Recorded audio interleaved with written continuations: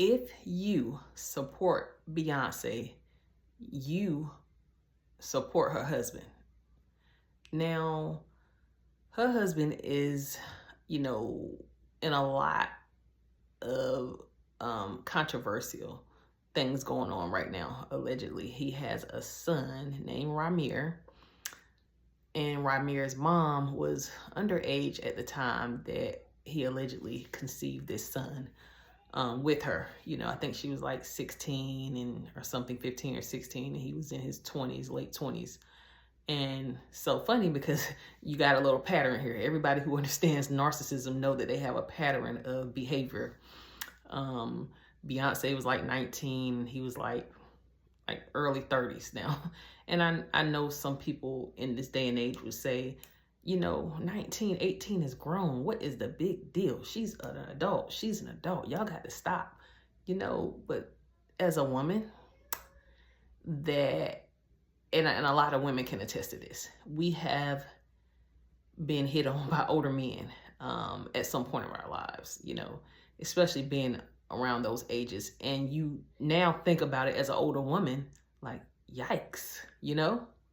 Because it's like, I'm this age and you're interested in me.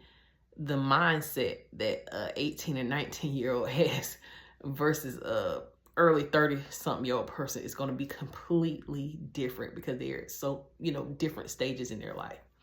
You know, a 19-year-old probably hasn't had their first place yet, probably hasn't, you know, completed a college degree yet, might or might not have a driver's license, you know what I'm saying? And it's just, you know, sexually, they may have had little to no contact with the opposite sex. And a person in their early 30s just is completely far ahead of that. You know what I'm saying?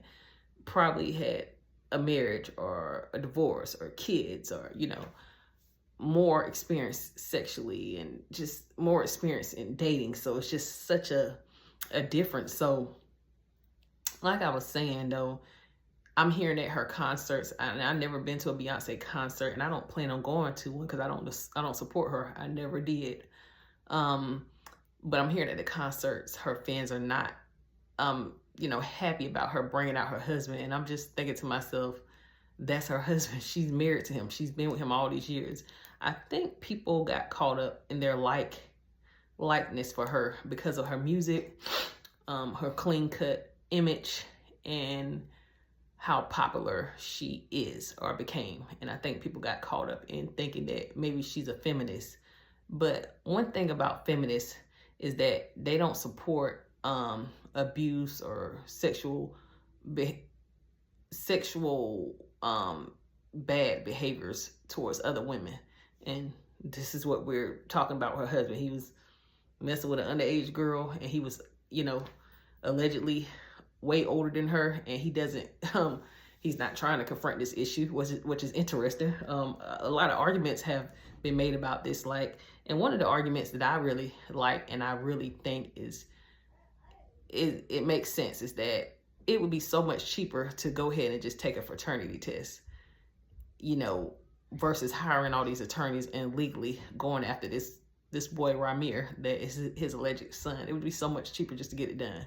And a lot of men have said they would just take the test just so the kid can know, like, hey, I'm not your dad. So it's interesting that he is avoiding this. And I do believe, honestly, just me, in my own personal opinion, that it's a strong possibility that he may be his son. I mean, appearance alone is just what's getting me and a lot of other people. I'm talking about the nose, the eyes, the ear, the way the ear arches up and then kind of tips around. It's just like, it's crazy. And I wonder if this is like some type of karma for him for being the way that he is, as narcissistic as he is, to have a kid that looks exactly like him and you out here denying it. You know, it's shameful, you know. It's disturbing behavior. But